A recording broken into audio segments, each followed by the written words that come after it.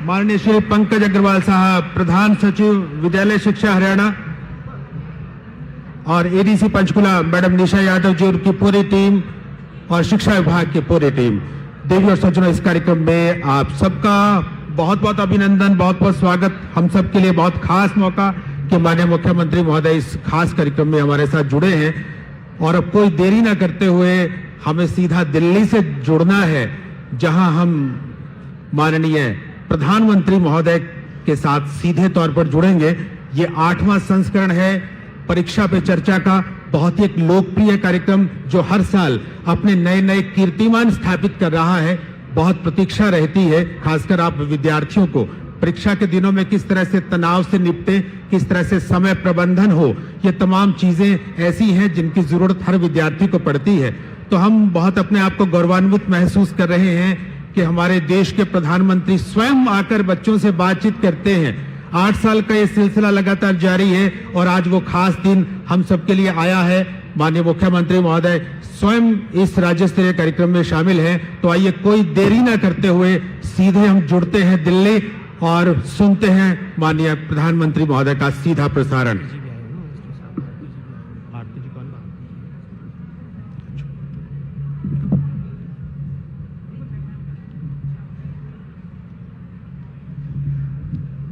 प्यारे बच्चों, एक बार फिर से निवेदन आपसे ये करें कि आप बिल्कुल शांत भाव से जुड़ें, ताकि हर छोटी से छोटी बात आप सुन सकें। और निश्चित तौर पर ये जो पूरा उद्बोधन होगा माननीय प्रधानमंत्री महोदय का, ये सीधा तो हम सुनेंगे ही, लेकिन इंटरैक्टिव भी होता है। बहुत से प्रश्न भी आप जैसे विद्यार्थी प्रधानमंत्री जी से पूछेंगे और उनके जवाब प्रधानमंत्री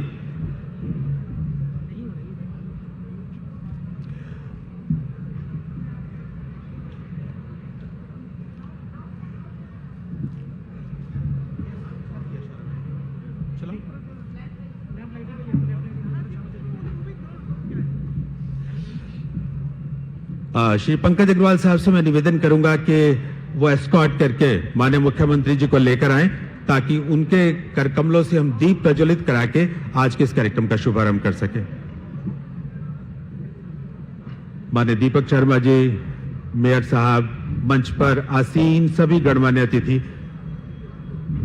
कृपया उनका साथ देंगे। हमारी परंपरा, कोई भी शुभ काम ईश्वर को याद करके माननीय मुख्यमंत्री महोदय दीप प्रज्वलित करते हुए, श्री दीपक शर्मा जी दीप प्रज्वलित करते हुए, माननीय कुलभूषण गोयल साहब, मेयर पंचकुला, आपके सामने दीप प्रज्वलित करते हुए, माननीय श्री पंकज अग्रवाल साहब आपके सामने अपने भाव दीप प्रज्वलित करके प्रकट कर रहे हैं। हम चाहते हैं कि जिस तरह से ये दिए की रोशनी अंधेरे को चीरकर सभी चीजें हमारे सामने बिल्कुल स्पष्ट कर देती है, उसी प्रकार इस ज्ञान का प्रसार भी पूरी दुनिया में होता रहे और अज्ञानता का अंधकार नष्ट हो, एक नया आलोक हम सबके जीवन में आए। परीक्षा के दिन हैं, जाहिर सी बात है कुछ तनाव के दिन होते हैं, लेकिन वो तनाव आपकी जिंदगी में ना रहे।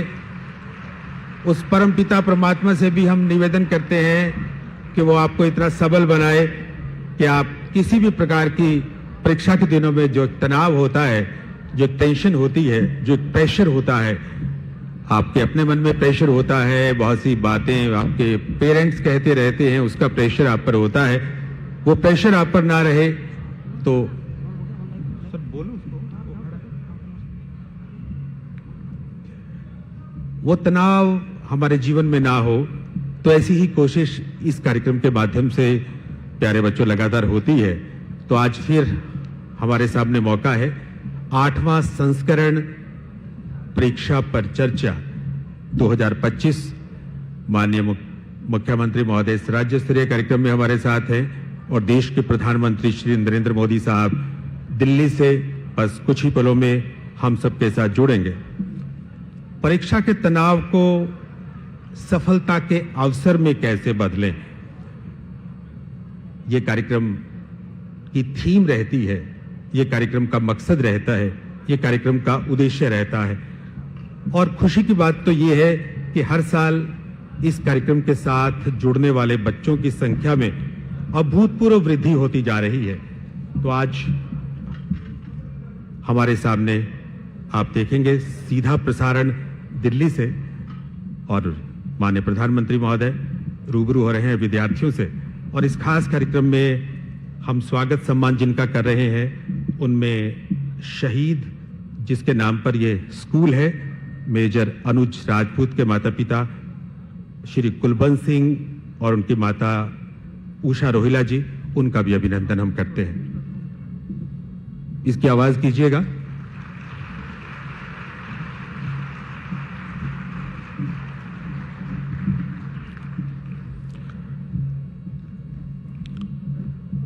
तो प्यारे बच्चों, कोई देरी न करते हुए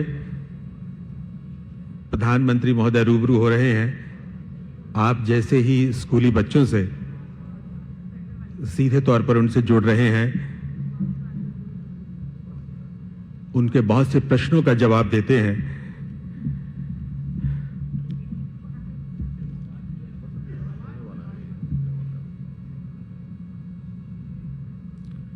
एक ऐतिहासिक मील का पत्थर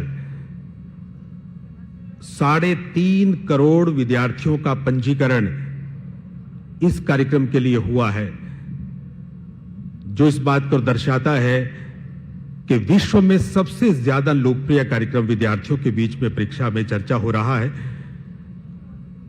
पिछले साल 2.25 करोड़ पंजीकरण था, इस साल 2.25 करोड़ ज्यादा पंजीकरण हुआ है, यानी कुल मिलाकर 3.5 करोड़ विद्यार्थी तो पंजीकृत हुए थे इस कार्यक्रम से जुड़ने के लिए।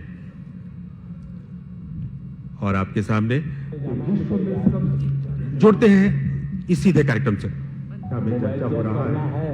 और उसके बाद पिछले साल 2.25 करोड़ पंजीकरण था, इस साल 2.25 करोड़ ज्यादा पंजीकरण हुआ है, यानी कुल मिलाकर 3.5 करोड़ विद्यार्थी तो पंजीकृत हुए थे इस कार्यक्रम से जुड़ने के लिए। या ज्यादा नींद आ जाती और आपके सामने एग्जाम टाइम में ज्यादा जैसे प्रिपरेशन जुड़ते हैं उस समय ज्यादा सीधे कार्यक्रम से। और एग्जाम के बाद बिल्कुल नहीं आती। तो पोषण में शरीर पंजीकरण फिटनेस नींद का बहुत पूरा मेडिकल साइंस हो रहा है कि जो पेशेंट आता है उसकी नींद कैसी है, कितने घंटे सोता है, ये सारे सवालों की बहुत गहराई से अध्ययन कर रहे हैं। लेकिन आप लोगों को लगता होगा ये प्रधानमंत्री तो सोने के लिए कह रहा है। आप में से कितने हैं जो डेली धूप में जाकर के सूर्य स्नान करते हैं? सर, जब धूप आती है तब हम लोग स्कूल में या हम लोग असेंबली में खड़ा करना पड़ता है। तो अरुणाचल कुछ कहना था? In Arunachal, that's the land of rising sun. So every morning we take that. हर एक को आदत डालनी चाहिए कि कुछ पल सूर्य की बड़ी सुबह की हो, हम जो भी अपनी सुविधा, शरीर का ज्यादा से ज्यादा हिस्सा जिसको डायरेक्ट सूरज लगे, 2 मिनट, 5 मिनट, 7 मिनट, ऐसे नहीं भी स्कूल जाते समय रात में धूप थी भाई देख लिया धूप को, ऐसे नहीं, योजना से। आप में से कितने लोग हैं जिन्होंने पेड़ के नीचे खड़े रह करके सूर्योदय के बाद कम से कम 10 बार गहरी सांस लेने का प्रयास किया? पेड़ के नीचे खड़े रह करके एकदम जितनी सीना भर जाए, इतना सांस जितना दम एकदम लगेगा फट जाएगा। करते हैं रेगुलर? सर, गहरी सांस तो नहीं, बस बोझा रिलैक्स मिलता है। मेरा कहने का तात्पर्य था, जीवन में कोई भी प्रगति करनी है, पोषण का महत्व है। आप क्या खाते हैं, कब खाते हैं, कैसे खाते हैं और क्यों खाते हैं। मुझे याद है, मैं एक परिवार में भोजन के लिए कभी जाया करता था। उनका एक बेटा गेहूं चावल इसकी रोटी खाता ही नहीं था। तो किसी कहीं उसको टीचर ने कहा होगा या सुना होगा कि बाजरे की रोटी खाएंगे, गेहूं खाएंगे तो ये तुम्हारा चमड़ी का रंग है वो काला हो जाएगा। तो वो चावल ही खाता था। ऐसा तो नहीं गूगल गुरु को पूछ करके तय करते हो चलो आज क्या खाना है, ऐसा नहीं करते हो ना? हाँ।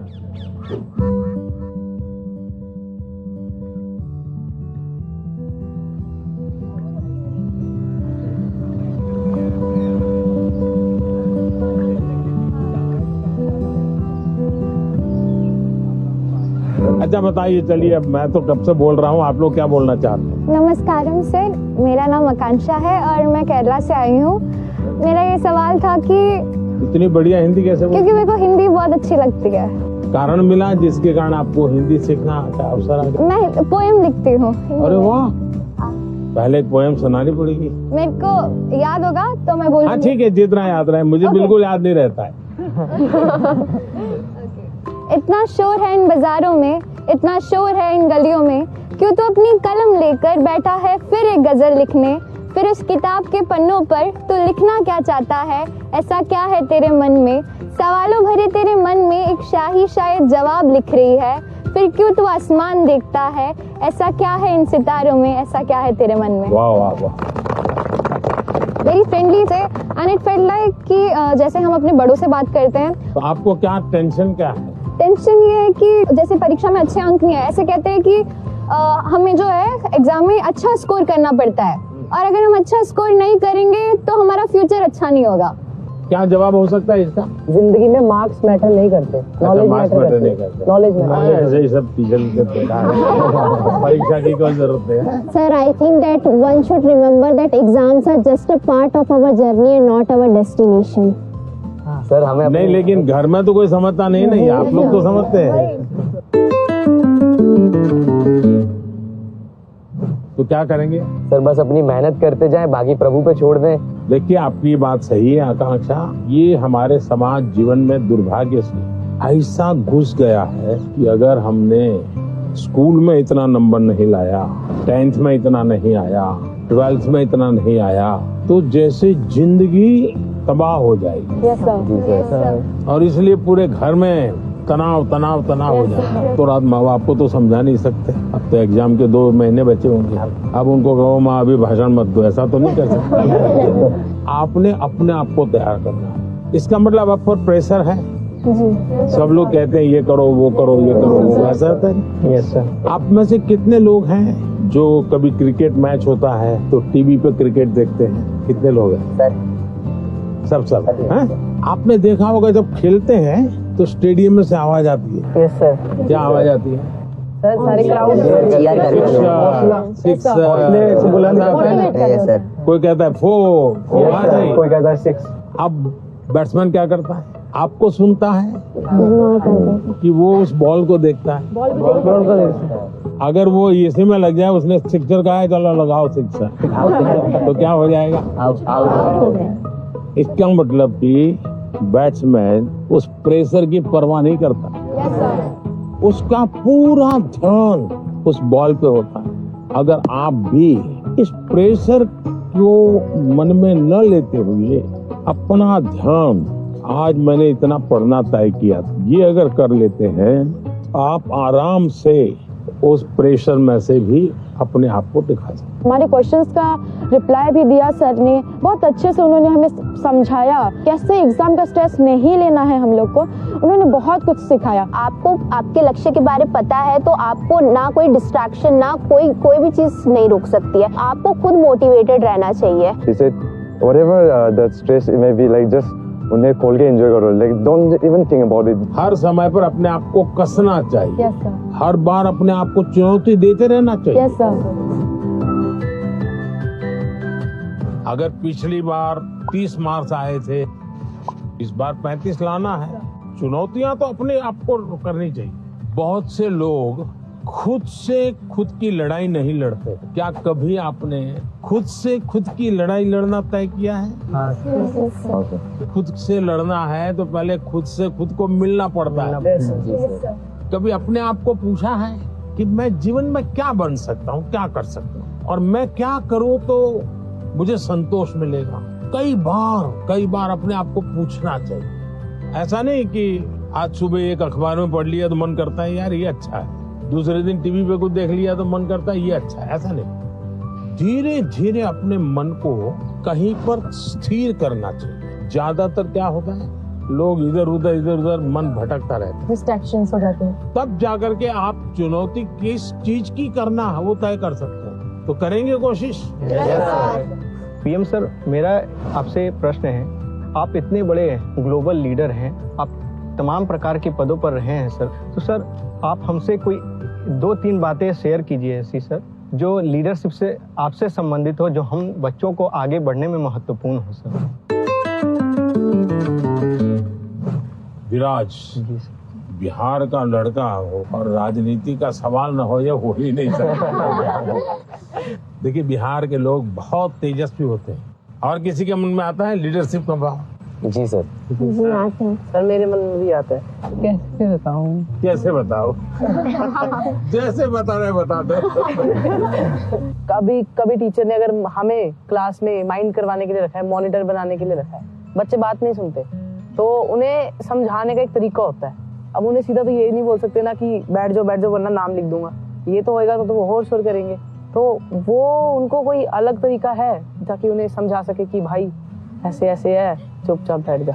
आप हरियाणा से हैं? नहीं, मैं पंजाब से हूँ, चंडीगढ़ से। चंडीगढ़ से? हाँ जी। लीडरशिप की डेफिनेशन जो है ना, लीडरशिप यानी कुर्ता पैजामा वाला, जैकेट पहना हुआ और बड़ा मंच पे बड़े बड़े भाषण करने वाला, ऐसा नहीं होता है। जैसे आप इतने लोग हैं, देखिए आप में से कोई लीडर बन गया होगा, बिना कोई कारण आप उसको पूछते होंगे, आप वो कहेगा चलो, तो आपको लगता है चलो यार चलो, अपने आप बन गया होगा एक आदमी। आपको काम उनको सुधारने के लिए नहीं कहा है, आपको खुद को अपने आप को एक एग्जाम्पल बनाना है। अगर समय पे आना है, लेकिन मॉनिटर ये कहेगा कि मैं मॉनिटर हूँ, आप लोग आ जाइए फिर मैं आऊंगा, तो आपकी बात कोई सुनेगा नहीं। अगर होमवर्क करना है, अगर मॉनिटर ने होमवर्क कर दिया है तो बाकियों को लगेगा, आप किसी को ये कहोगे अरे तेरा होमवर्क नहीं हुआ, अच्छा चल मेरी तेरी मदद कर, आइए टीचर क्यों हमको डांटे, चल मैं तेरी मदद कर। आप जब उसको सहयोग करते हैं ना, उसकी कठिनाइयां समझते हैं। कभी उसने पूछ लिया अरे भाई आप कुछ बीमार लग रहे हैं, बुखार है क्या, रात को सोए नहीं थे क्या, तो उसको लगता है यार मॉनिटर तो मेरी केयर करता है, मुझे पूछता है, मुझे डांटता नहीं है। रिस्पेक्ट डिमांड नहीं कर सकता, you'll have to command. लेकिन वो कैसे होगा? आपको खुद बदलना पड़ेगा, खुद को बदलना होगा। आपके बिहेवियर से सबको पता चलेगा। आपके अपने व्यवहार से बदलेगा। लीडरशिप थोप ही नहीं जाती। आपके अगल बगल के लोग आपके स्वीकार कर रहे हैं, आप उनको ज्ञान झाड़ दोगे तो कोई स्वीकार नहीं करेगा, आपके व्यवहार को वो स्वीकार कर। आप स्वच्छता के लिए भाषण झाड़ दिया और खुद गंदा कर रहे हो, तो फिर वो आप लीडर नहीं बन सकते। लीडर बनने के लिए टीम वर्क सीखना बहुत जरूरी है, धैर्य बहुत आवश्यक होता है। कभी क्या होता है, एक आध को काम दिया और उसने किया नहीं, तो फिर हम उस पर टूट पड़ते हैं, हम उसको कहते हैं क्यों नहीं किया, तो लीडर नहीं बन सकते। अगर किसी को काम दिया तो उसकी क्या कठिनाई थी, और एक सिद्धांत अगर हो जहाँ कम वहाँ हम, अपने साथियों को जहाँ कुछ कमी महसूस हो तो मैं पहुंच जाऊं, उसको तकलीफ हो रही मैं पहुंच जाऊं, उसका विश्वास बढ़ेगा और बाद में वो फील करेगा ये तो मैंने किया, मैंने खुद ने किया। ये ठीक है 80% आपने मदद की थी, लेकिन उसको लगेगा मैंने किया, वो उसका विश्वास बढ़ाएगा। और ये विश्वास जो है वो आपकी लीडरशिप को मान्यता देता है। आपने बचपन में सुना होगा, एक बच्चा मेले में गया या पिताजी ने कहा बच्चे को कि मेरा हाथ पकड़ लेना, तो बच्चे ने कहा नहीं आप मेरा हाथ पकड़। तो किसी को भी लगेगा ये बेटा कैसा है, पिता को कहता है मेरा हाथ पकड़ के चलो। तो बच्चे ने पूछा कि पिताजी आप मेरा हाथ पकड़ोगे और मैं आपको हाथ पकड़ूंगा, बहुत बड़ा फर्क है। बच्चा कह रहा है क्या, बोले मैं आपका हाथ पकड़ूं तो कभी भी छूट सकता है, लेकिन मुझे भरोसा है कि आप मेरा हाथ पकड़ेंगे तो कभी नहीं छूटेगा। ये जो विश्वास है ना, ये लीडरशिप की बहुत बड़ी ताकत है। और कोई? मैं त्रिपुरा राज्य से पीएमसी आर्य कॉलोनी हायर सेकेंडरी स्कूल से 12वीं कक्षा की छात्र प्रीतम दास। कहाँ पर? Belonia, south Tripura district. तो यहाँ कैसे पहुँचूंगा? एक जुनून था, आपसे मिलना था, कुछ जानना था, कुछ सीखना था, इसलिए। से कैसे सिलेक्शन कैसे हुआ आपका? रिश्वत देनी पड़ी? तो कैसे हुआ? त्रिपुरा में रिश्वत नहीं चलता। नहीं चलता। नहीं, अपनी स्टेट को रिप्रेजेंट करने के लिए और आपसे अपने दिल की बात बोलने के लिए मैं यहाँ चला चलिए, आया। मैं मन की बात करता हूँ, आप दिल की बात करें। हाँ। सर मेरा आपसे ये प्रश्न है, जैसे हमारा बोर्ड के एग्जाम 10th हो या 12th के बाद, या फिर वो समय में जो हमारा जो हॉबीज होते हैं या पकड़ सकते हैं एक्स्ट्रा करिकुलर एक्टिविटीज, जैसे कि मुझे डांस करना पसंद है, राइटिंग करना, पेंटिंग करना, वो सब हमारे फैमिली मेंबर्स रेस्ट्रिक्शन लगा देते हैं क्योंकि वो नहीं चलेगा, या तो फिर बोर्ड के बाद भी ये नहीं कर सकते हो तुम, सिर्फ पढ़ाई पे फोकस करना है, करियर पे फोकस करना है। उन लोगों का सोचना है शायद ये कि यहाँ पे फ्यूचर नहीं है, सिर्फ पढ़ोगे तो बढ़ोगे। तो आप डांस जानते हैं? हाँ सर, मैं छोटे से मुझे सिखाया नहीं गया क्योंकि बहुत गांव है ना, तो लड़के लोग नाचते हैं तो वहाँ पे कुछ अलग मतलब बोल देते हैं। कैसे करते दिखाइए। ऐसे वाला और बंगाली लोग का धुनोची नाच है, ऐसे फिर ऐसे होता है। अच्छा, आप ये डांस करते हैं तब क्या होता है? अंदर से खुशी होती है, सेटिस्फेक्शन मिलता है। थकान लगती है कि थकान नहीं, थकान उतर जाता है। इसका मतलब आप मम्मी पापा को समझाइए कि आप बताइए, दिन भर आप तनाव में रहेंगे तो क्या आपका दिन अच्छा जाएगा? क्या नहीं, क्या आपको भी नहीं लगता है कि थोड़ा रिलैक्स होना चाहिए? अगर मान लीजिए घर में एक कुत्ता पाला है जो अपने कुत्ते को इतना प्यार करता हुआ बचपन से बड़ा हुआ है और 10वीं कक्षा में आए और माँ बाप कह दें नहीं अब कुत्ते में समय मत लगाओ, वो हम तो कुत्ते को संभालेंगे, तुम पढ़ाई करो, तो आपका मन करेगा नहीं, मन बेचैन हो जाएगा। तो आपकी बात सही है और ये समझाना चाहिए कि रोबोट की तरह जी नहीं सकते, हम इंसान हैं। आखिरकार हम पढ़ाई क्यों करते हैं? आगे के क्लास में जाने के लिए। हाँ सर। हम हर स्तर पर अपने सर्वांगीण विकास के लिए पढ़ाई करते हैं। जब आप शिशु मंदिर में थे उस समय आपको बताया गया, आपको उस समय लगा होगा कि ये क्या मेहनत करवा रहे हैं, क्या पढ़ाते हैं, मुझे माली तो बनना नहीं है, मुझे फूल की क्यों बात बताते हैं। और इसलिए मैं हमेशा परीक्षा पर चर्चा करने वालों से उनको भी, उनके परिवार को भी कहता हूँ, उनके टीचर्स को भी कहता हूँ कि बच्चों को आप दीवारों में बंद करके एक प्रकार से किताबों में का ही जेल खाना बना दें तो बच्चे कभी भी ग्रो नहीं कर सकते। उनको खुला आसमान चाहिए, उनकी पसंद की कुछ चीजें चाहिए। अगर वो अपनी पसंद की चीजें अच्छे से करता है तो पढ़ाई भी अच्छे से कर लेगा। परीक्षा ही सब कुछ है जिंदगी में, इस प्रकार के भाव से नहीं जीना चाहिए। अगर आप इतना मन में बना लेंगे तो मुझे पक्का विश्वास है कि आपके परिवार को भी आप कन्विंस कर सकते हैं, अपने टीचर्स को भी कन्विंस कर सकते हैं। वैभव, आपका क्या अनुभव है? सर इंटरेस्ट, आप सही कह रहे हो सर, इंटरेस्ट खत्म हो जाता है लोगों का हमारे अंदर। हाँ। अगर किताबी कीड़ा ही बन के रहेंगे तो फिर जीवन को जी नहीं पाएंगे ऐसे तो।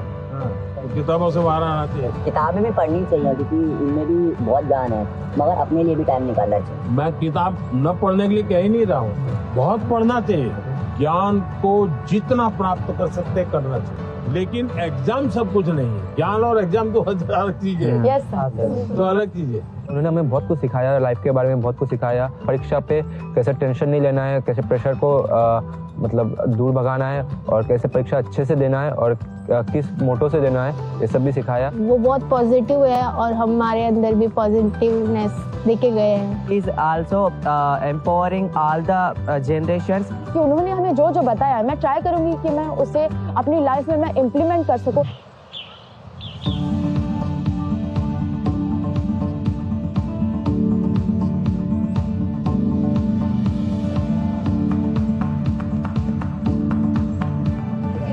बैठो बैठो। हाँ चलिए, पूछने वाले हैं जरा यहाँ आकर के पूछें। नमस्कार सर, मेरा नाम प्रीति बिस्वाल है। तो मैंने मेरे फ्रेंड्स लोगों को देखा है मेरे क्लास में कि बहुत सारे बच्चे हैं, बहुत टैलेंटेड बच्चे हैं और ऐसे बच्चे हैं कि जो कि बहुत मेहनत करते हैं लेकिन उनको वो सफलता नहीं मिलती। तो आप उनको क्या एडवाइस देना चाहेंगे? एडवाइस नहीं देना चाहिए। अब बैठिए। आपको भी मैं एडवाइस दूंगा ना तो आप तुरंत सोचेंगे ये मुझे क्यों कहा होगा, ऐसा क्यों कहा होगा, मेरे लिए उनको क्या लगा होगा, क्या मेरे में कमी है। यानी इंसान बड़ा डिफिटिस्ट मेंटालिटी का हो जाता है। तो ऐसा करने से कभी भी आप अपने साथी को मदद नहीं कर सकते। अच्छा ये होगा कि उसमें अच्छी चीज कौन है, कौन सी, वो आप ढूंढो। 5-7 दिन बात करोगे, ध्यान में आएगा ये गाना अच्छा गाता है, याद आएगा कपड़े बहुत बढ़िया तरीके से पहनता है, कुछ तो अच्छा होता ही। फिर आप उससे उसकी चर्चा करो तो उसको लगेगा कि मेरे में रुचि ले रहा है, मेरी अच्छी बातों को पता है। फिर अगर आप उसको कहते हैं कि यार तुम इतनी मेहनत करते हो, क्या होता है तुम्हें, क्या होता है, जरा उसको पूछो, तो कहेगा नहीं मैं अच्छा नहीं है, दिखना नहीं है। उसको कहो मेरे घर आ जाओ, चलो अपन साथ पढ़ते हैं।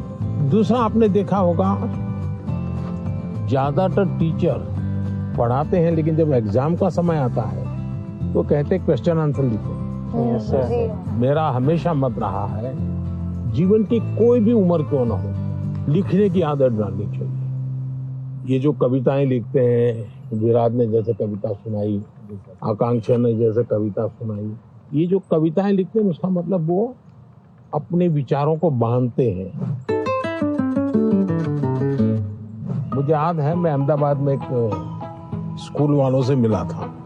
अब एक बच्चे को शायद वो, उसके माँ बाप ने मुझे चिट्ठी लिखी थी कि मेरे बच्चे को स्कूल से निकाल रहे हैं। क्यों निकाल रहे हैं भाई? तो बोले वो ध्यान नहीं देता है। मजा ये हुआ कि उस स्कूल में बाद में टिंकरिंग लैब शुरू हुआ, तो सबके लिए आश्चर्य था कि वो बच्चा ज्यादा समय टिंकरिंग लैब में टाइम लगाता।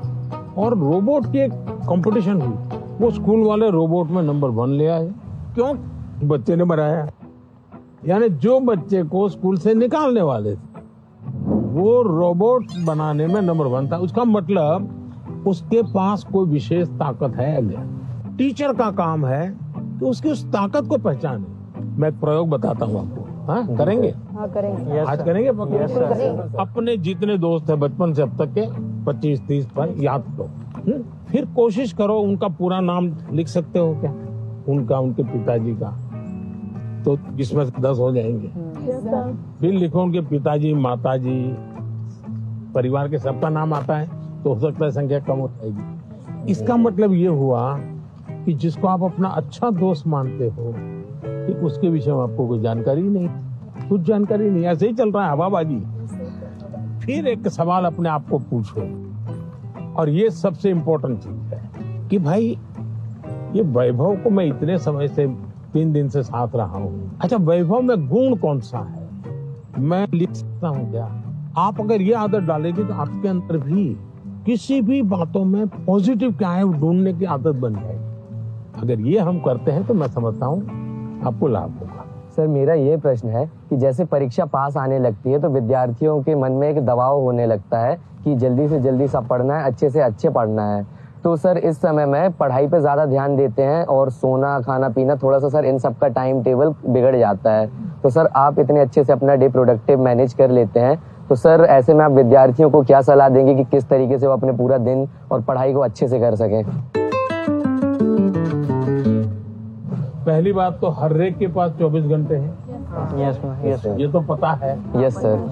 कुछ लोग 24 घंटे में बहुत अच्छा काम कर रहे हैं, कुछ लोग 24 घंटे में दिन पाने के बाद भी लगता है कुछ हुआ ही नहीं। Yes sir. सबसे बड़ी बात है उनका कोई मैनेजमेंट नहीं होता है, जी सर। उनको कोई समझ नहीं होती। जी। ऐसे ही कोई दोस्त आया तो गप्पे मारने लग गए, यस सर। फोन आया तो चिपके हुए हैं। उसको पता ही नहीं है कि मेरे समय का मैं उपयोग क्या करूं। जी। सबसे पहले हमने अपने समय के विषय में सोचना चाहिए। मैं अपने समय का ज्यादा से ज्यादा उपयोग कैसे करूं, इस पर बहुत सतर्क रहता हूँ। मैं बर्बाद नहीं होने देता हूँ मेरा काम। इसका मतलब ये नहीं मैं एक एक बाद एक पूंछ लगी हुई काम की। टाइम मैनेजमेंट के समय में कागज पे लिख करके तय करना है और फिर देखना चाहिए कि भाई मैंने तय किया मैं कल 3 काम तो पक्के करूंगा, 3 काम हो सके नहीं तो करूंगा, और फिर दूसरे दिन मार्क कीजिए मैंने किए कि नहीं। क्या होता है हमें जो प्रिय सब्जेक्ट होता है हम तुरंत उसी में टाइम लगा देते हैं, और जो सब्जेक्ट हमें बिल्कुल पसंद नहीं है उसको हाथ तक नहीं लगा देना। सही बात है। सबसे पहले उसको रिवर्स कर देना चाहिए, चैलेंज करना चाहिए। ये समझता क्या है, ये ज्योग्राफी को दिमाग में क्या भरा है, ये ज्योग्राफी मेरे शरण क्यों नहीं आ रही है, मैं ज्योग्राफी को पराजित करके रहूं। ऐसा मन में एक दृढ़ संकल्प लेना चाहिए। मैथमेटिक, अरे तू समझता क्या है, आजा मेरे साथ मुकाबला कर ले, अब लड़ाई शुरू करें। मन में एक भाव विजेता होना है। मुझे शरणागति नहीं स्वीकारनी है, मुझे झुकना नहीं है। 24 घंटे सबके पास ही होते हैं, लेकिन कोई 24 घंटे बहुत प्रोडक्टिव होते हैं, कुछ गप्पों में लगा देते हैं, जैसा कि सर ने कहा था। तो हमें टाइम मैनेजमेंट रखना पड़ेगा, जिससे कि क्या हो, हम जैसे अपने काम समय पे कर सकें और प्रोडक्टिव रहें पूरे 24 hours. Sir, at first, as you have gave a very great answer, so for that we would do a clapping, but with a twist, which is called as the flower clapping. ये क्यों होता है मालूम है? Sir, this is for disabled people who can't hear.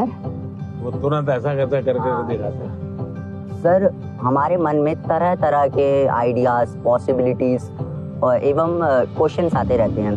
Sir, ये distraction तो पैदा करते हैं एग्जाम के टाइम पे। तो सर, ऐसे में हम अपने मन को कैसे शांत रखें? वैभव, मैं नहीं मानता हूँ आप डिस्टर्ब रहते होंगे। सर, थोड़ा बहुत तो होता ही है सर, क्योंकि आप डिस्टर्ब होंगे ऐसा मुझे नहीं लगता। सर, डिस्ट्रैक्शंस थोड़ी बहुत है। क्योंकि मैं आपका कॉन्फिडेंस लेवल देख रहा हूँ, मैं जब से सुबह से देख रहा हूँ आपको, आपका कॉन्फिडेंस लेवल अद्भुत है। बट स्टिल सर, एक बात तो होती है, क्योंकि सर एग्जाम्स तो होते ही हैं टफ।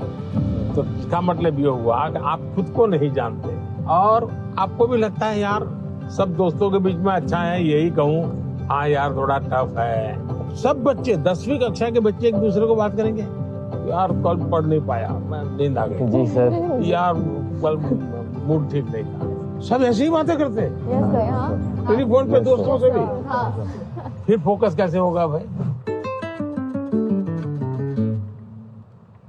सबसे अमूल्य चीज राइट नाउ, अभी का टाइम, प्रेजेंट। अगर वो गया तो यूं ही पास चला हो गया, वो रहता नहीं अपने हाथ में। अगर उसको जी लिया तो जिंदगी का हिस्सा बन जाता है। लेकिन जी कब सकते हैं?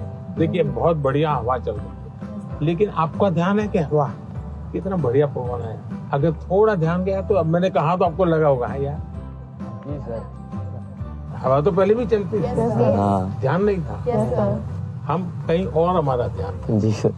सर, मेरा आपसे यह प्रश्न है कि आजकल के युवाओं, स्टूडेंट्स लाइक अस सर, पढ़ते पढ़ते हम लोग डिप्रेशन और एंजाइटी में चले जाते हैं सर। तो हम इससे कैसे निकल सकते हैं सर? ये मुसीबत शुरू कहाँ से होती है? धीरे धीरे आपने देखा होगा, घर में कोई बात करता था अच्छा नहीं लगता। पहले अपने छोटे भाई से बहुत गप्पे मारते थे। जी सर। लगता है ये सर खा रहा, जाओ तुम जाओ। पहले दौड़ करके स्कूल से आते थे, स्कूल में जो हुआ सब मम्मा को बता देते थे।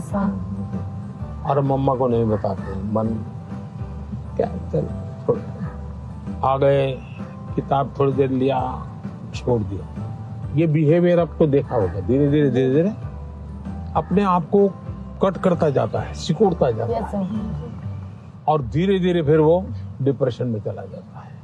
आपको कोशिश करनी चाहिए, आपके मन के अंदर जो दुविधाएं हैं, बिना संकोच खुल करके किसी को कहना चाहिए।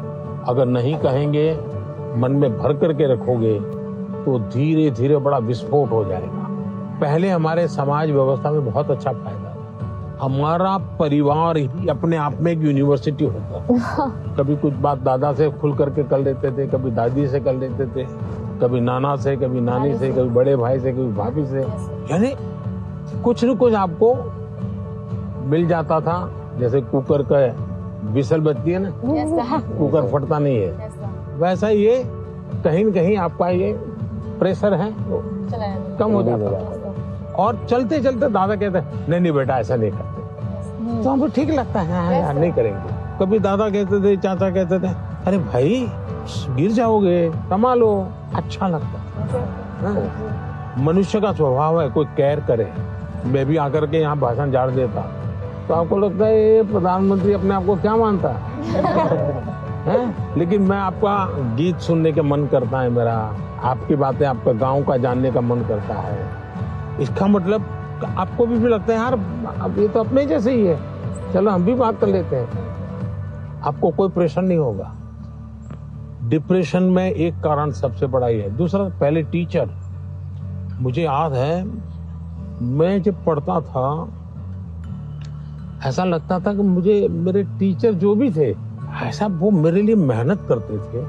मेरे हैंड राइटिंग अच्छे नहीं है, लेकिन मुझे याद है मेरे टीचर मेरे हैंड राइटिंग ठीक हो इसके लिए वो बेचारे इतनी मेहनत करते थे। तो शायद उनके हैंड राइटिंग उनके थे उनसे भी अच्छे हो गए होंगे, मेरे नहीं हुए। लेकिन मेरे मन को वो बात छू गई कि वो मेरे लिए इतनी मेहनत करते थे। Sir, I had one last question. That due to the pressure of parents, many students opt for those careers or streams in which they are having no interest.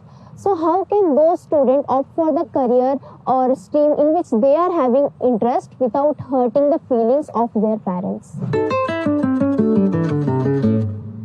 ऐसा है कि पेरेंट्स का आग्रह रहता है, लेकिन न हो तो पेरेंट्स हर्ट हो जाते हैं। ऐसा नहीं है, वो अपेक्षा रहती है उनकी कि भाई मेरा बच्चा ऐसा बने, मेरा बच्चा ऐसा करे। और उसका एक कारण होता है उनके अपने विचार नहीं होते। औरों के बच्चों को देखते हैं ना, तो उनको खुद का ईगो हर्ट होता है कि ये उसकी मौसी का लड़का तो इतना कर लिया, ये मेरा नहीं कर रहा है।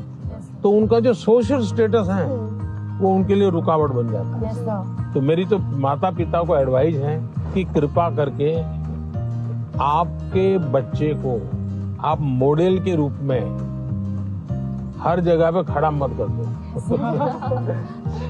आप अपने बच्चे को प्यार करो, उसकी शक्तियां हैं उसको स्वीकार करो। दुनिया में कोई व्यक्ति ऐसा नहीं है जिसके पास कोई एक चीज नहीं होती है। जैसे मैंने अभी बताया, वो बच्चा स्कूल से निकाल देने वाले थे, वो रोबोट बनाने में नंबर पर ले आया। वो जो बच्चे स्कूल में कभी खेल कूद के अंदर बहुत बड़ा, अब सचिन तेंदुलकर इतना बड़ा नाम सुन रहे हैं, वो पढ़ाई के विषय में खुद कहते हैं मेरा विषय ही नहीं था, मैं कोई ज्यादा पढ़ने का मेरा रस नहीं था। लेकिन उनके माँ बाप ने उनके अंदर ये क्षमता देखी, उनके टीचर ने देखी, उनका जीवन बदल गया। मुझे कभी किसी ने पूछा था कि आप प्रधानमंत्री नहीं है, मंत्री होते, मिनिस्टर होते, और आपको कोई डिपार्टमेंट लेने के लिए पूछता कोई, तो आप कौन सा डिपार्टमेंट पसंद करते? तो मैंने जवाब दिया था मैं स्किल डेवलपमेंट डिपार्टमेंट में। स्किल की ताकत बहुत होती है, हमें स्किल पर बल देना चाहिए। और माँ बाप भी, बेटा पढ़ाई में नहीं है तो कहीं और तो उसकी ताकत होगी, उसको पहचाने और उसको डाइवर्ट करें। तो मैं समझता हूँ ये प्रेशर कम हो जाएगा। पीएम मोदी ने पेरेंट्स को भी एक मैसेज दिया था कि बच्चों पर प्रेशराइज नहीं करना चाहिए, बच्चों को पेरेंट्स से सीखना चाहिए और पेरेंट्स को बच्चों को अंडरस्टैंड करना चाहिए, म्यूचुअल अंडरस्टैंडिंग होना चाहिए। वहाँ चलना है।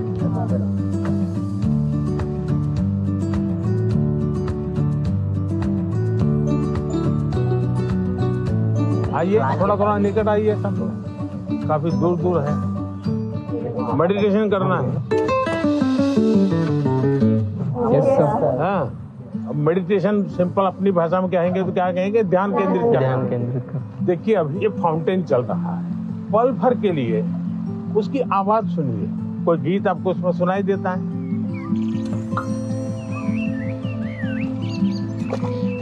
मुझे इस सब में से सबसे अच्छी बात तब लगी जब पीएम सर ने सबको मेडिटेशन कराने के लिए बोला, स्पेशली जब उन्होंने कहा कि जो फाउंटेन था उसको ऑब्जर्व करो और आपके दिमाग में क्या चल रहा है उसको भी ऑब्जर्व करो। क्या पक्षियों की आवाज सुनी थी? कैसा लग रहा? बहुत अच्छा। 5 आवाज एक साथ आई होगी। आपने कभी आइडेंटिफाई किया कि किस आवाज कहाँ से आ रही है, किसकी आ रही है? अगर ये किया, आपका ध्यान केंद्रित हुआ, उसकी जो एक ताकत थी उसके साथ अपने आप को अटैच किया। जैसे मुझे अभी वैभव ने पूछा था, बहुत एंजाइटी हो जाती है, इसका उपाय क्या है? ब्रीथिंग। सर प्राणायाम। हाँ, प्राणायाम बहुत काम करता है। आप एक अलग प्रकार की एनर्जी पैदा करते हैं। आप सांस लेते समय ऐसे फील करो कि ठंडी हवा अंदर जा रही है। और गर्म हवा बाहर आ रही है। आप जरा चेक करो कौन से नोज से हवा ले रहे हैं आप। राइट। दोनों नोज से नहीं आ रही है हवा, तो दूसरे को बुरा लगेगा। अब आपको मान लीजिए राइट से लेफ्ट जाना है, तो उसको ऑर्डर करोगे तो मान जाएगा? नहीं। उसका एक टेक्निक है। आपका अगर राइट चालू है तो बाएं दांत दबा दीजिए और एक तरफ ऐसे उंगली दबा दीजिए। आप देखिए सांस पहले यहाँ चलता था, धीरे धीरे यहाँ चला गया। Yes sir, yes. 5 सेकंड में बॉडी पर आपका कंट्रोल आ रहा है। Yes sir.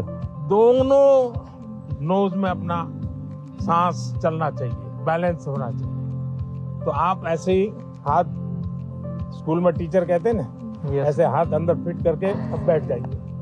अब सांस लीजिए, देखिए दोनों नोज चालू हो गए। मैं कह रहा हूँ, ये कह रहे हैं कि सचमुच में हो रहा है। सच में हो रहा है। सर जब यहाँ आए तो हमें मेडिटेशन के बारे में बताया, तो हमें बहुत अच्छा लगा और हमारी जो भी घबराहट वगैरह थी सब दूर हो गई। He taught us how to meditate, जिसके वजह से हम हमारे दिमाग को स्ट्रेस फ्री करते हैं हम। He also told us how we can control our breathing. We must also not take that much of stress. He said, whatever that stress it may be, just उन्हें खोल के एंजॉय करो, don't even think about it. अच्छा ऐसा करो, पास में आ जाइए सब। चलिए, अपना गुरुकुल है आज। सर हमने मॉर्निंग में लाफ्टर थेरेपी भी करी। अच्छा, वाह। कौन सबसे ज्यादा हंसा रहा था? सारे। क्या सिखाया था? कोई जरा करके दिखाओ मुझे। जाकर के आप परिवार में करवाओगे तो क्या कहेंगे, पागल होकर के आए। एक काम करिए, घर में सबको इकट्ठा करके करिए। इसकी एक खुशी की अपनी एक ताकत होती है, और देखिए उसका 3 दिन के अंदर फर्क दिखेगा। घर में वातावरण बदल जाएगा। हमने जब पिछली बार जैसे कि थोड़ा सा पीएम सर स्टेज पे थे, बाकी बच्चे नीचे थे, हमने सोचा वैसा कुछ ही होगा। वैसा नहीं था, जो बिल्कुल फ्रेंड की तरह बात कर रहे थे। मुझे लग ही नहीं रहा था कि इंडिया के प्राइम मिनिस्टर यहाँ हैं। मेरा नाम युक्ता मुखी है सर। कहाँ से है बेटा? छत्तीसगढ़। जी सर। मैं पूछना चाहती हूँ कि हम छोटे छोटे जीत से खुश कैसे रहें, क्योंकि मैं ज्यादा नेगेटिव हो जाती हूँ हर चीज। क्या कारण है? आप खुद ही सोचती हैं कि और लोग कहते हैं इसलिए आप नेगेटिव हो जाती हैं? इतना परसेंटेज मैंने 10वीं में सोचा था कि 95 आ जाएंगे, लेकिन 93 आ गया। 2% कम हो गया, तो उसके में मैं बहुत ही ज्यादा डिप्रेस्ड हो गई थी। देखो बेटे, मैं तो इसको सक्सेस मानूंगा। टारगेट ऐसा होना है जो पहुंच में हो लेकिन पकड़ में न हो। तो पहले तो मैं आपको बधाई देता हूं कि आपने अपनी ताकत से 2 पॉइंट ज्यादा टारगेट रखा, वो बुरा नहीं है।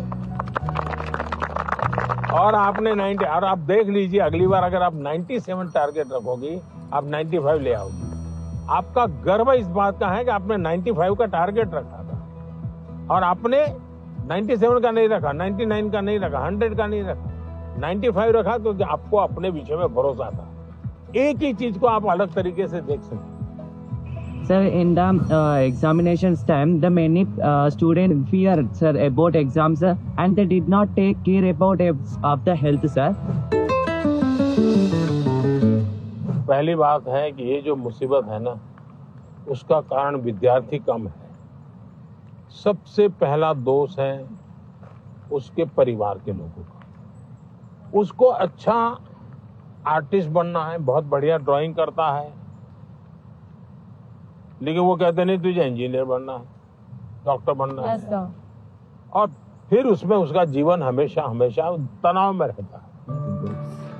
तो सबसे पहले तो मेरी माँ बाप परिवारजनों से आग्रह है कि आप अपने संतानों को समझने का प्रयास कीजिए, उनको जानने का प्रयास कीजिए, उनकी इच्छाओं को समझिए, उनकी क्षमताओं को समझिए। उसके अंदर जो क्षमता पड़ी है उसके अनुरूप वो क्या करता है उसको मॉनिटर कीजिए। हो सके तो उसको मदद कीजिए। अगर मान लीजिए उसको खेल कूद में रुचि आपको दिख रहा है तो कहीं खेल स्पर्धा देखने के लिए ले जाइए उसको, देखेगा, मोटिवेट होगा। दूसरा है टीचर्स। स्कूल में टीचर भी ये वातावरण बना देते हैं, जो 4 अच्छे बच्चे होशियार होते हैं हर बार उनको पुचकारते हैं, बाकियों को बिल्कुल गिनते ही नहीं है, लास्ट बेंच पे बैठो, तेरा काम नहीं है, ये उसको डिप्रेस कर देते। टीचर से भी मेरा आग्रह है कि आप विद्यार्थी के बीच में कोई तुलना मत कीजिए। आप किसी विद्यार्थियों को और विद्यार्थियों के बीच में टोकना मत कीजिए। कुछ कहना है तो उसको अलग से हाथ लगा के, देखो बेटे तुम बहुत अच्छे हो, बहुत मेहनती हो, थोड़ा इसमें ध्यान दे दो।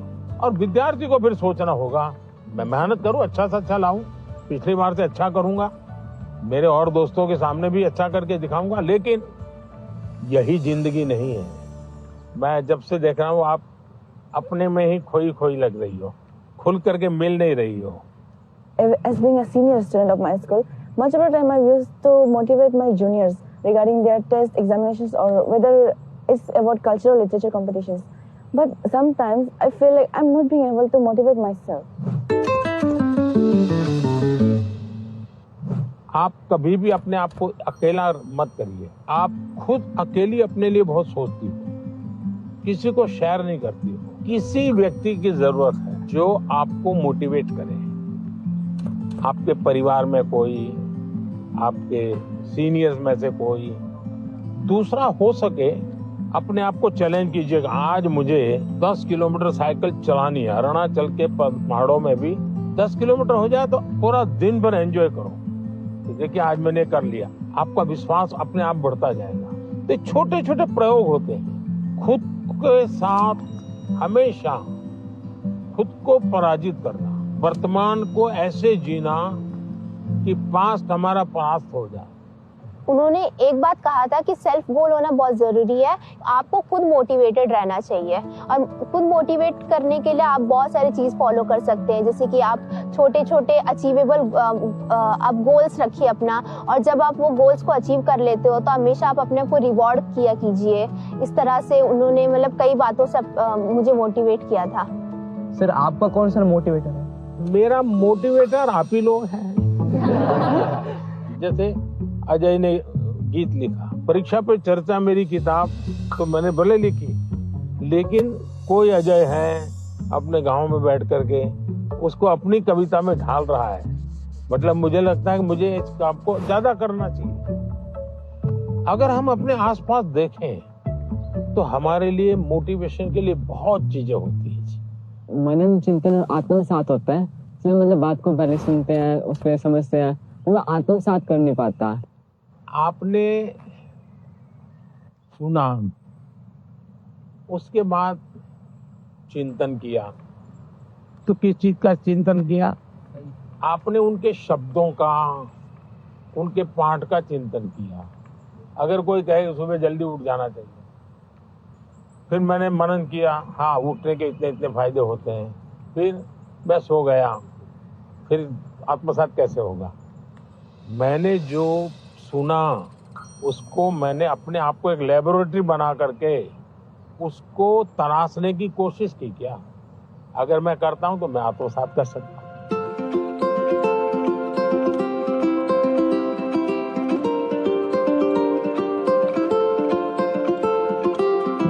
ज्यादातर लोग खुद से स्पर्धा नहीं करते, औरों से करते हैं। अपने से जो दुर्बल है उसी से स्पर्धा करते हैं और फिर कूदते रहते हैं। देखिए उसको तो 30 आया, वो तो बहुत मेहनत करता है, मेरा 35 आया। और जो खुद से स्पर्धा करता है उसका विश्वास कभी टूटता नहीं।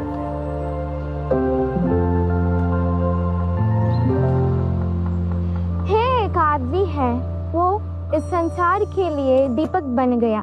है एक आदमी है जो उसकी कष्टों को पल पल कर दूसरों की सुख के लिए दिन भर रात 24 घंटे परिश्रम किया।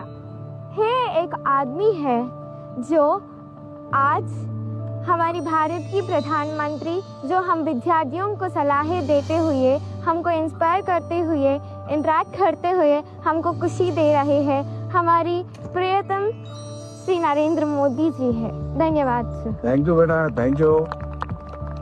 सर मेरा आपसे क्वेश्चन ये है कि जब भी हम एग्ज़ाम देने जाते हैं, एग्ज़ाम लिखते समय मेरे मन में हमेशा ये चिंता होती है कि उसकी अगर मैं फेल हो गई तो, और उसके जो परिणाम हो गए उसके बारे में हमेशा वो चिंता रहती है मन में। फेलियर से कैसे बच पाए? स्कूल में 10वीं में 12वीं में 40% 30% बच्चे फेल होते हैं, उनका क्या होता है? फिर से ट्राई करते हैं। उसके बाद भी फेल हुए तो देखिए, जिंदगी अटक नहीं जाती है। आपको तय करना होगा कि जीवन में सफल होना है कि किताबों से सफल होना है। जीवन में सफल होने का एक उपाय ये होता है कि आप अपने जीवन की जितनी विफलताएं हैं उसको अपना टीचर बना लें। आपको मालूम होगा कि जो क्रिकेट मैच होती है ना, तो दिन भर का फुटेज होता है, सारे प्लेयर्स बैठते हैं, वो देखते हैं खुद ने क्या गलती की, फिर वो तय करते हैं हमें क्या सुधार करना चाहिए। क्या आप भी अपने जो विफलताएं हैं उन विफलताओं को टीचर बना सकते हैं क्या? दूसरा, जीवन सिर्फ परीक्षाएं नहीं है, जीवन समग्रता में देखना चाहिए। अब आपने किसी दिव्यांग जनों के जीवन को बारीकी से देखिए। परमात्मा ने कुछ चीजें उनको नहीं दी है, परमात्मा ने कुछ और चीजें इतनी एक्स्ट्राऑर्डिनरी दी होती हैं कि वो उसके जीवन का संबल बन जाता है, ताकत बन जाता है। लेकिन हमारे अंदर भी परमात्मा ने कुछ कमियां भी रखी हैं, कुछ विशेषताएं रखी हैं। Yes sir. उन विशेषताओं में और अधिक अच्छा कैसे बने उस पर का फिर कोई पूछेगा नहीं कि तुम्हारी डिग्री क्या है, तुम कहाँ पढ़े थे, 10वीं में कितने मार्क्स आए, कोई नहीं पूछेगा। और इसलिए कोशिश ये होनी चाहिए कि मार्क्स बोले या जीवन बोले। जीवन सर। तो जीवन बोलना चाहिए। मैं अजय, मैं आरोही मॉडल सीनियर सेकेंडरी स्कूल का छात्र हूँ। क्या आजकल टेक्नोलॉजी बहुत ज़्यादा बढ़ चुकी है, परंतु कई बार हम इसका बहुत ज़्यादा प्रयोग कर लेते हैं। तो सर, मैं आपसे चाहूँगा कि आप हमारा मार्गदर्शन करें कि हम कैसे टेक्नोलॉजी का सदुपयोग कर सकते हैं। पहली बात है, हम सब भाग्यवान हैं और आप सब विशेष भाग्यवान हैं।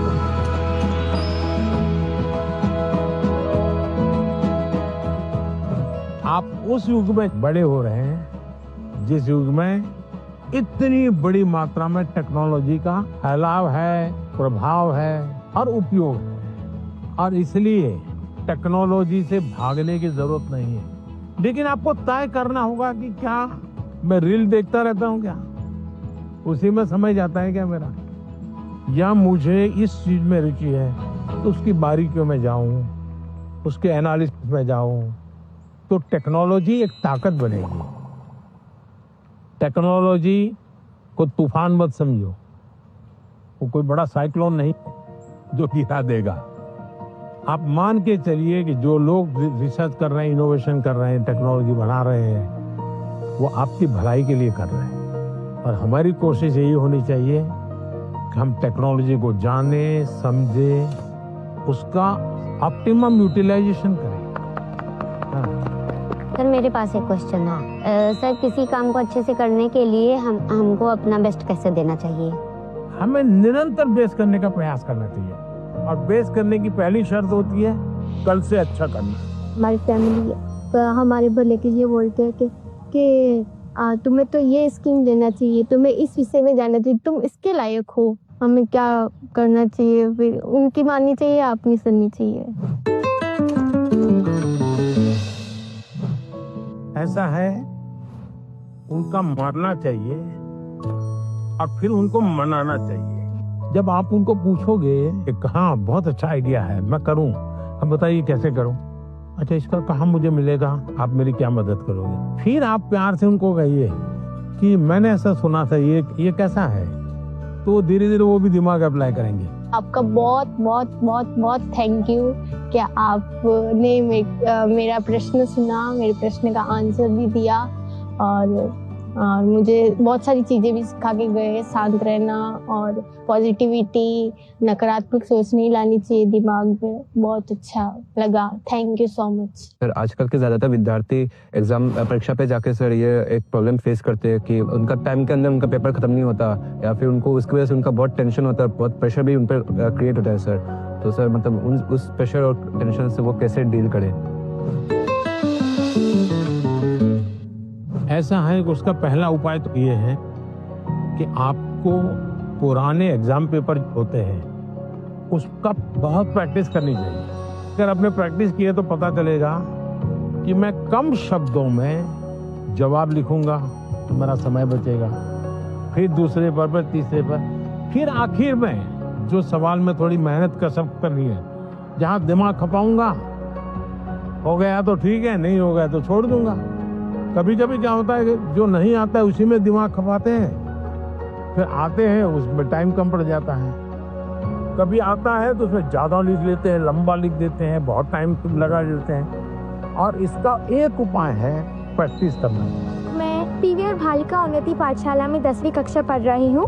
मैं आंध्र प्रदेश से आया हूँ और इस सुंदरी वन में आपके साथ रहना हमारे भाग्य की बात है। और मैं ये प्रश्न पूछना चाहती हूँ कि आपसे हमको आजकल किताबें में पढ़ते रहते समय हमको ये पता चल रहा है कि क्लाइमेटिक कंडीशन है वो बदला जा रहा है। हम क्या कुछ कर सकते हैं? बहुत अच्छा सवाल पूछा आपने और मुझे अच्छा लगा कि मेरे देश के बच्चों के मन में भी क्लाइमेट की चिंता है।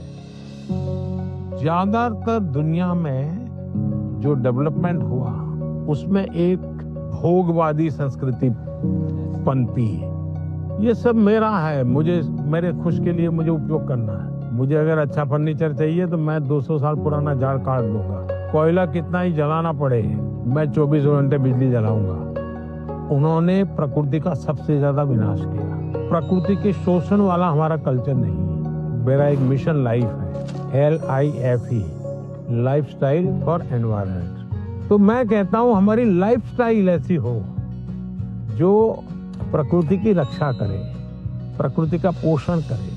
हमारे यहाँ माँ बाप सिखाते हैं बच्चे को, सुबह बिस्तर से जब जमीन पर पैर रखते हो तो पहले धरती माता से माफी मांगो, हे माँ मैं तुझे कष्ट दे रहा हूँ। आज भी हमारे यहाँ पेड़ की पूजा होती है, उसके त्योहार होते हैं, नदी को माँ मानते हैं। तो ये सारे हमारे संस्कार के प्रति हमें गर्व करना होगा। और आपने देखा होगा भारत इंडिया ने एक बड़ा अभियान चला रहा है, एक पेड़ माँ के नाम।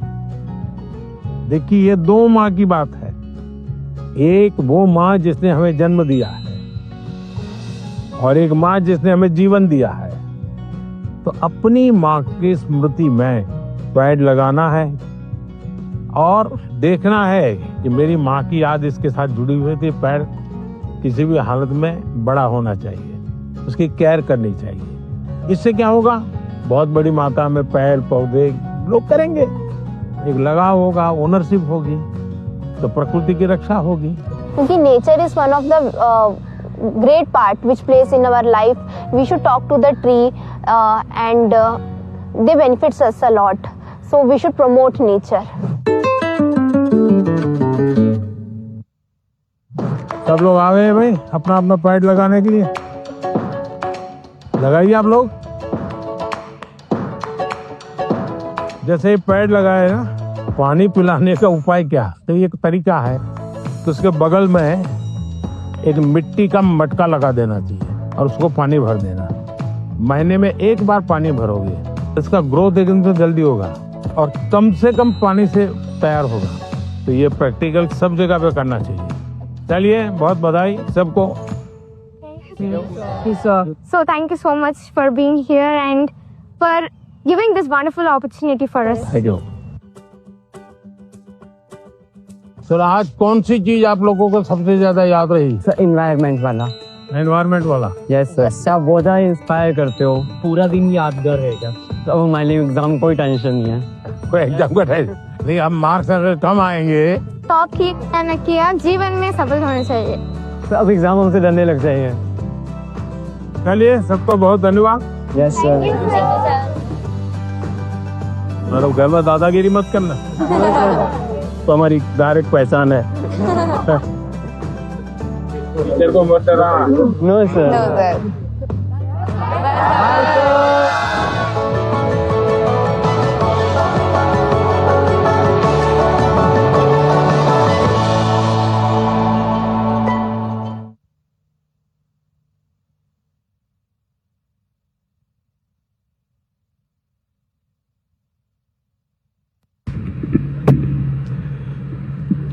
प्यारे बच्चों, हमारे यशस्वी प्रधानमंत्री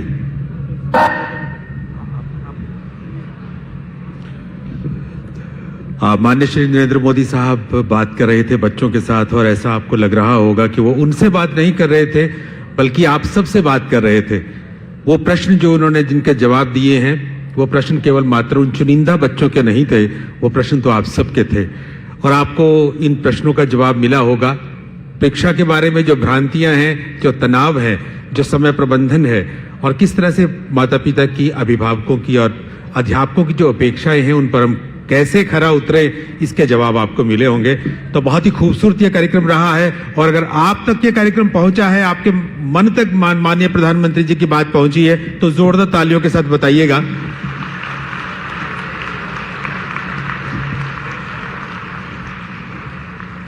प्यारे बच्चों, आज के इस राज्य स्तरीय कार्यक्रम में माननीय मुख्यमंत्री महोदय का आगमन हम सबका हौसला बढ़ा रहा है। और आइए कोई देरी न करते हुए आपकी जोरदार करतल ध्वनि के साथ माननीय मुख्यमंत्री महोदय श्री नायब सिंह जी को मैं आमंत्रित करता हूं। जोरदार तालियां।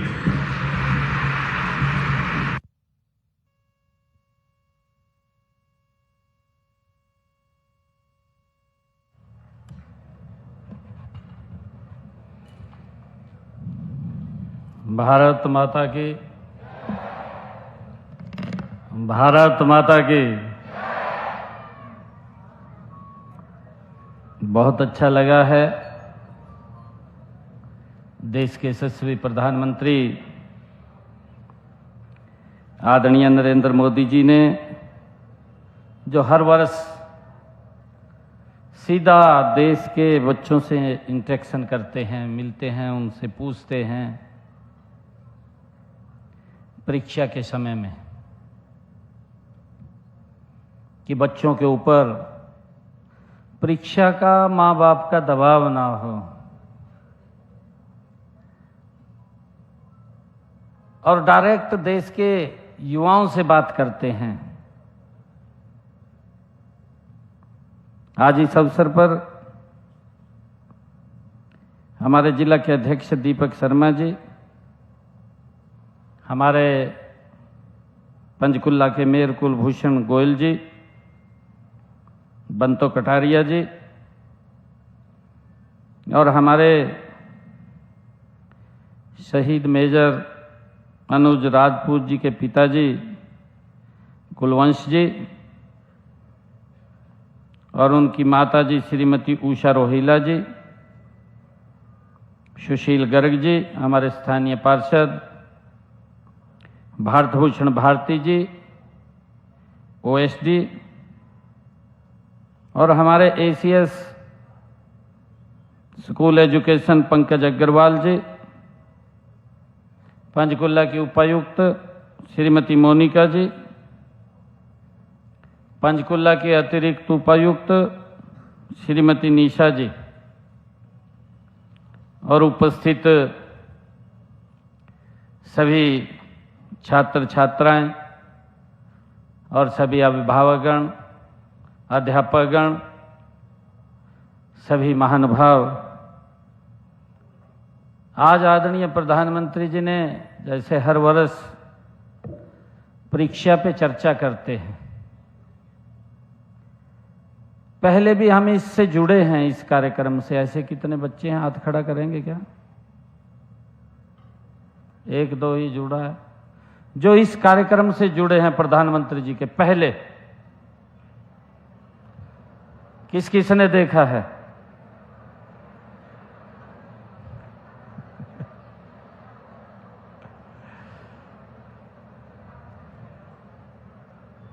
हाथ नीचे करिए। आज के इस कार्यक्रम में जो परीक्षा पे चर्चा कार्यक्रम है, आज ने कितने भागों में बात किया है? एक बच्चा कोई बताएगा क्या? पीछे से एक बच्चा खड़ा होकर के बताएगा, उसको कोडलेस दे दीजिए।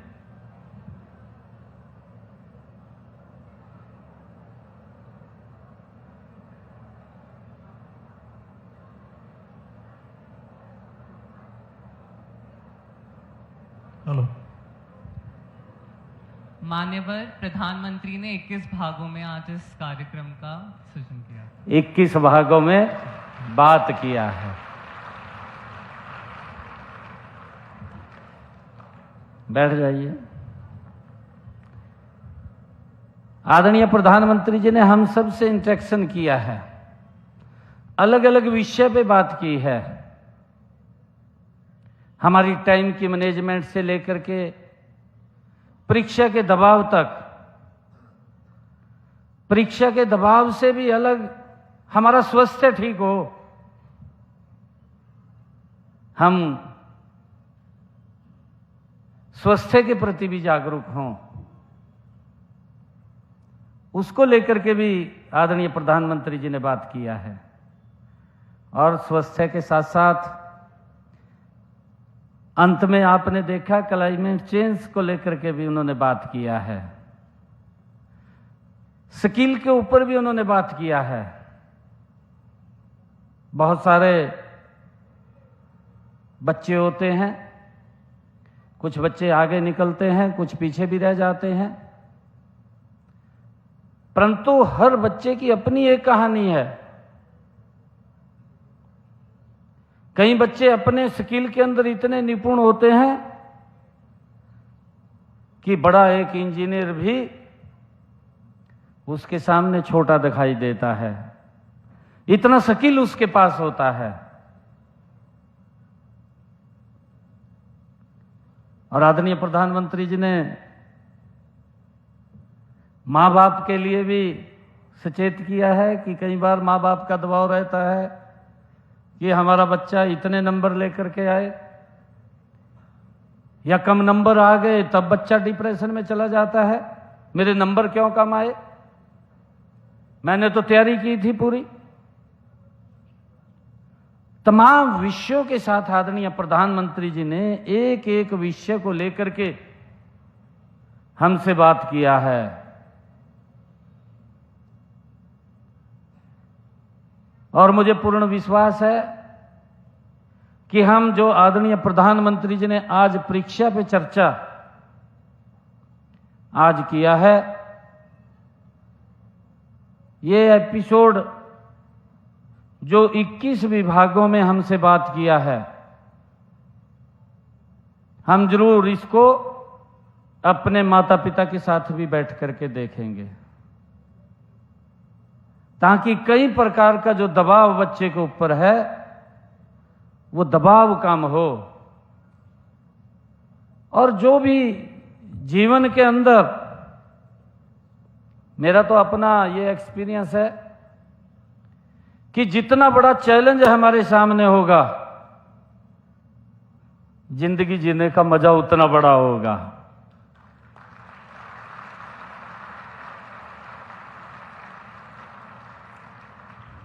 आप चैलेंज से मत घबराइए, भी ये सब्जेक्ट है मुझे आता नहीं है, या इसमें ये मुझे दिक्कत आएगी, आप उस चैलेंज लेकर के उसको काम करिए। आदरणीय प्रधानमंत्री जी ने कहा है कि हमें चैलेंज को स्वीकार करना चाहिए, क्यों नहीं कर सकते, हम कर सकते हैं।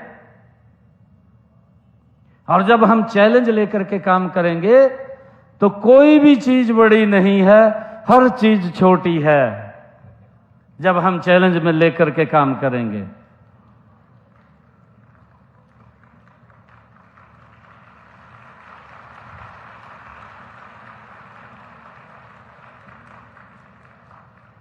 आज अच्छा लगा है मुझे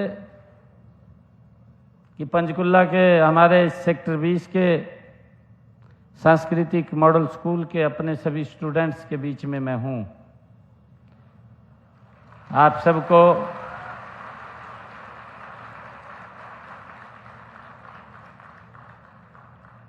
सबको मैं, जो हमारे 10th क्लास के स्टूडेंट्स हैं, 12th के हमारे स्टूडेंट्स हैं, आप सबके उज्जवल भविष्य की कामना मैं करता हूं। आप सबको बहुत बहुत शुभकामनाएं भी देता हूं। जो चैलेंज आपके सामने है वो चैलेंज हमारे सामने भी है। आप सब जानते भी हैं कि इस प्रकार का जो सिस्टम, जो बच्चा मेहनत करता था टॉप भी आता था, परंतु उसको फल नहीं लगता था। और 2014 के बाद इस चैलेंज को स्वीकार किया हमने, और जब इस चैलेंज को स्वीकार किया, आज अगर कोई बच्चा टॉप आता है तो उसको कोई नीचे नहीं कर सकता, वो आगे ही बढ़ जाता है। इस चैलेंज को हमने स्वीकार किया और आज हम देखते हैं हरियाणा के अंदर आज बच्चों को किसी के यहां जाने की आवश्यकता नहीं है। मुझे ये भी खुशी है कि मैं देखता हूं जब प्रदेश के अंदर 2014 से पहले का सिस्टम था, ये इस प्रकार का सिस्टम था, परंतु इसको आदरणीय मोदी जी और हमारे हरियाणा की सरकार ने मिलकर के इस चैलेंज को स्वीकार किया और आज उसका परिणाम ये निकला कि हमारे बच्चे मेहनत करते हुए दिखाई देते हैं। आज वो किसी के चक्कर काटते हुए दिखाई नहीं देते। नहीं तो पढ़ लेते थे, पढ़ करके भी मां बाप को किसी के चक्कर काटने पड़ते थे। आज मां बाप को या बच्चे को किसी के यहां चक्कर काटने की जरूरत नहीं, किसी मंत्री विधायक के चक्कर काटने की जरूरत नहीं है। यह विश्वास युवाओं के अंदर बढ़ा है। हम ये भी देखते थे कि युवाओं का विश्वास वो उठ गया था कि पढ़ने से नौकरी नहीं, नौकरी तो किसी के चक्कर काटने से मिलेगी, परंतु उस विश्वास को हमने कायम किया है। आज हम देखते हैं कि हमारा युवा आगे बढ़ रहा है। हम ये भी जानते हैं, आप सबको भी मालूम है, हम अगर गवर्नमेंट सेक्टर्स को देखें, गवर्नमेंट सेक्टर्स के अंदर रोजगार के सीमित साधन हैं, उसकी एक लिमिटेशन है, उस लिमिटेशन को हम क्रॉस नहीं कर सकते। परंतु मैंने अभी प्री बजट में तैयार कर रहा था, चल रहा है, अभी बजट सेशन आने वाला है। मैंने कुछ स्टूडेंट से बात किया, उनके सुझाव लिए, बजट किस प्रकार का होना चाहिए, आपके क्या सुझाव हैं, आप उसके अंदर दीजिए। मैंने इसी बीच में एक हमारा युवा है जो पढ़ते पढ़ते ही जिन्होंने स्टार्टअप शुरू किया, मैंने उन बच्चों को भी बुलाया जिन्होंने स्टार्टअप शुरू किया। मैंने उनसे बात किया तो मैंने उनके एक्सपीरियंस, आज प्रधानमंत्री जी एक एक बच्चे से बात कर रहे थे, पूछ रहे थे। मैं उन बच्चों से बात कर रहा था, मैं पूछ रहा था कि आपने ये स्टार्टअप शुरू किया, कहां से शुरू किया, कैसे शुरू किया, कैसे आपको ये प्रेरणा आई है कि मैंने ये काम शुरू करना चाहिए। और उसने बिल्कुल भी ये नहीं देखा, उसने एक सोचा, एक विजन खड़ा किया और अपना काम शुरू कर दिया। कई स्टूडेंट्स ने मेरे को बताया कि हमारा 0% हमने पूंजी लगाई, मैंने काम शुरू कर दिया। और आज जब मैंने काम शुरू किया, मैं पढ़ भी रहा था, पढ़ते पढ़ते मैंने 100 करोड़ रुपए की टर्नओवर के ऊपर अपना बिजनेस ला करके खड़ा कर दिया। ये बच्चे की लगन की बात है। आदरणीय प्रधानमंत्री जी ने अपने इसी एक चैप्टर के अंदर कहा कि हमें चैलेंज स्वीकार करना चाहिए।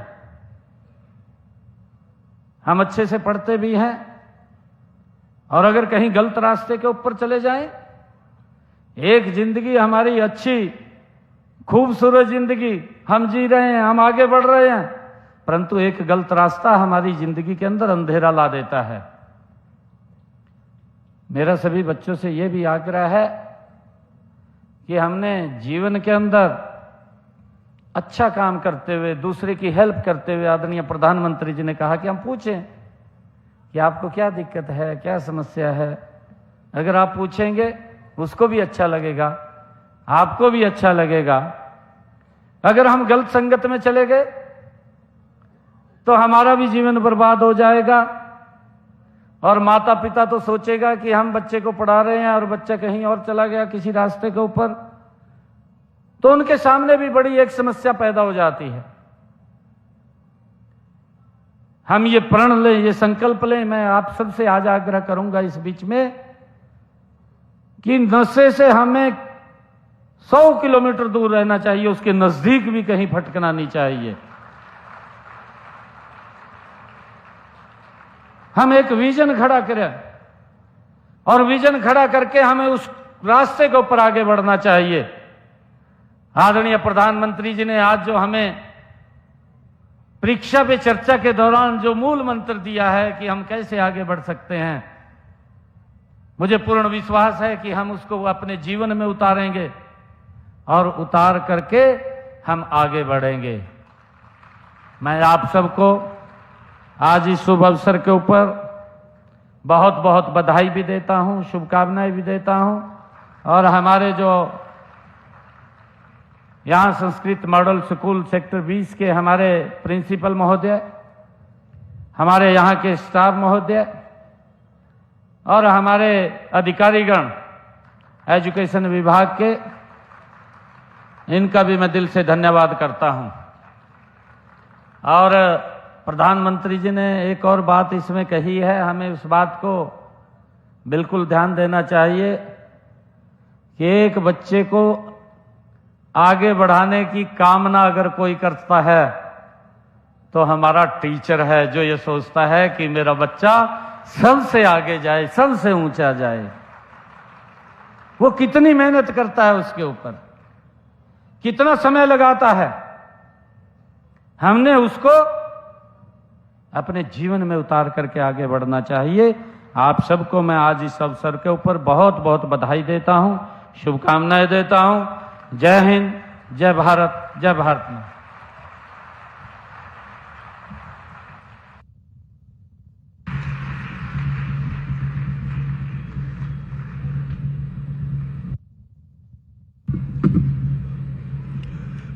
बहुत बहुत आभार माननीय मुख्यमंत्री महोदय आपका। चुनौतियां जितनी अधिक हों उनको स्वीकार करने का आनंद भी उतना अधिक होता है। और प्रदेश में जिस तरह से प्रतिभाओं का सम्मान हो रहा है और बिन पर्ची बिन खर्ची जिस तरह से नौकरियां मिल रही हैं, उनका जिक्र माननीय मुख्यमंत्री महोदय ने किया। सचमुच प्रदेश में एक नई तस्वीर देखने को मिल रही है। बहुत बहुत आभार माननीय मुख्यमंत्री महोदय आपका, यहाँ आगमन के लिए भी और अपने इस खूबसूरत वक्तव्य के लिए भी। कार्यक्रम को समापन की तरफ ले जाते हुए श्री सतपाल कौशिक साहब से मैं निवेदन करूंगा, आदरणीय जिला शिक्षा अधिकारी महोदय से आप कृपया आए और धन्यवाद प्रस्ताव के साथ इस कार्यक्रम के समापन की तरफ बढ़ते हैं। कृपया जल्दी से आइएगा।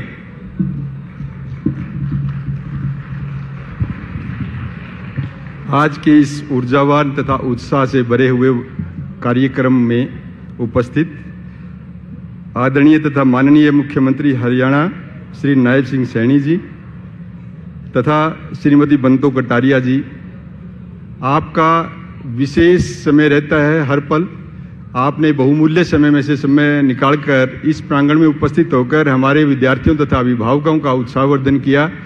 इसके लिए मैं शिक्षा विभाग हरियाणा की तरफ से आपका बहुत बहुत धन्यवाद करता हूं। मैं धन्यवाद करता हूं हमारे एसीएस सर श्री पंकज अग्रवाल जी, DC Panchkula madam Monika Gupta ji, ADC madam निशा यादव जी तथा शहीद अनुज राजपूत के माता पिता श्रीमती उषा रोहिला एवं श्री कुलवंत सिंह जियों का, जिनके पार्टिसिपेशन के बिना ये प्रोग्राम अधूरा था। मैं हृदय की गहराइयों से उनका भी धन्यवाद करता हूं। मैं धन्यवाद करता हूं भाजपा के डिस्ट्रिक्ट पंचकुला के प्रेसिडेंट श्री दीपक शर्मा जी तथा सभी पदाधिकारी भाजपा पंचकुला के जो हमारे बीच उपस्थित हैं, तथा दूसरे गणमान्य व्यक्ति, दूसरे डेजिग्नेटरी जो मंच पर विराजमान है, सबका बहुत बहुत धन्यवाद करता हुआ अपनी वाणी को विराम देता हूं तथा विश्वास करता हूं कि जो प्रयास हमारे माननीय प्रधानमंत्री जी द्वारा तथा माननीय मुख्यमंत्री जी द्वारा बच्चों को उत्साहित करने के लिए किए गए हैं, वो जरूर सार्थक साबित होंगे। और बच्चे तथा अभिभावक जो आज के इस प्रोग्राम का हिस्सा रहे हैं, उन सबको इस प्रांगण में पहुंचने पर धन्यवाद देता हुआ वाणी को विराम देता हूं। Thank you very much. बहुत बहुत धन्यवाद कौशिक साहब। राष्ट्रीय गान के साथ कार्यक्रम का समापन करेंगे। आप सबसे निवेदन है, सब विद्यार्थी अपने अपने स्थानों पर सावधान की मुद्रा में खड़े हो जाएंगे राष्ट्रीय गान के सम्मान के लिए।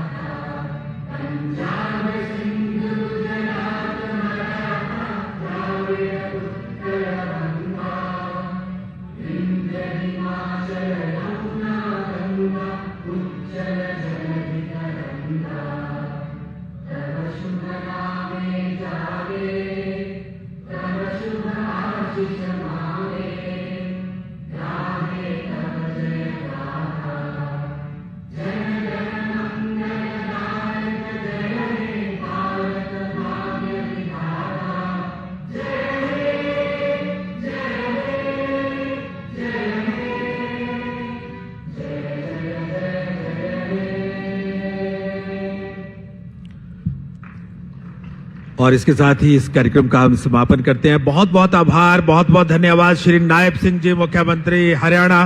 बहुत बहुत आभार कुलभूषण गोयल साहब, मेयर पंचकुला। बहुत बहुत